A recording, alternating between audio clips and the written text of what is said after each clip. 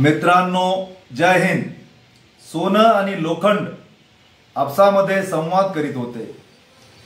सोन्याने लोखंडाला विचारले की लोहार तुला आगीमध्ये घालून खूप लाल होईपर्यंत तापवितो, हातोड्याने पिटतो, त्याचप्रमाणे सोनार मला आगीमध्ये टाकून तापवितो व आभूषण बनवितो. लोहार जेव्हा तुला आगीमध्ये तापून पिटतो तेव्हा तू खूप आवाज करीतो, मी बिलकुल आवाज करीत नाही. यावर लोखंडाने सोन्याला खूप सुंदर उत्तर दिले. तुला ज्या हातोडीने पिटले जाते ती लोखंडाची असते, तिच्याशी तुझे काहीही घेणे देणे नसते. परंतु मला ज्या हातोडीने पिटले जाते ती हातोडी लोखंडाची असते. जेव्हा आपलेच आपल्याला पिटतात तेव्हा दुःख तर होणारच आणि आवाज देखील येणारच ना. सर्वांच्या जीवनात दुःख आणि परेशानी येत राहते, कुणाला कमी तर कुणाला जादा, परंतु येते जरूर. सुखाचा आणि दुःखाच्या अनुभवामधून आपणाला जी शिक्षा मिळते ती जगामध्ये कोणत्याही शाळेमध्ये शिकवली जात नाही. सफलता नेहमी चांगल्या विचारानेच मिळते. चांगले विचार चांगल्या माणसांच्या संगतीमुळे मिळतात. लक्षात ठेवा, ज्याच्याकडे शिक्षण आणि संस्कार आहेत ते त्याला कधीही झुकू देत नाही.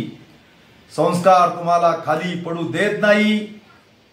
तुम्हाला जर सफलता मिळवायची असेल तर नेहमी चांगले विचार ठेवा. जीवन खूप सोपे झाले असते, जीवन खूप सोपे झाले असते जर तुम्ही वेळेवर लोकांना ओळखले असते तर. दुसऱ्यांच्या चुका काढणे खूप सोपे असते साहेब. या उलट आपल्यामध्ये असलेल्या चुका मनुष्याला दिसत नाही. एका व्यक्तीने समुद्राला विचारले की जर तुझे पाणी खारट नसते तर किती बरे झाले असते. प्रत्येक ठिकाणी गोड पाणी मिळाले असते, त्या पाण्याचा सर्वांनी वापर केला असता. तोच व्यक्ती कोकिळेला म्हणाला की तू किती सुरामध्ये गाणं गाते, तुझा रंग काळा नसता तर किती बरं झालं असतं. तो गुलाबाला म्हणाला की तुझ्यावर सर्वच लोक प्रेम करतात, तुझ्याजवळ काटे नसते तर किती बरे झाले असते. त्या व्यक्तीचे बोलणे झाल्यानंतर तिघांनी मिळून त्या व्यक्तीला खूप छान उत्तर दिले.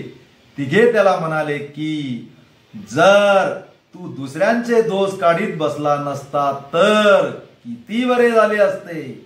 काही माणसं तोंडाला पाणी येऊपर्यंत सांगतात आमचे आपसामधील संबंध खूप चांगले आहे, आमचे एक दुसऱ्यावर जीवापाड प्रेम आहे, आम्ही एक दुसऱ्याशिवाय जगूच शकत नाही. हा तुमचा फार मोठा गैरसमज आहे. वेळ बदलली की माणसांची बोलण्याची भाषा बदलते, वागण्याची पद्धत देखील बदलते, मग ती व्यक्ती कोणीही असो. जय हिंद, जय महाराष्ट्र.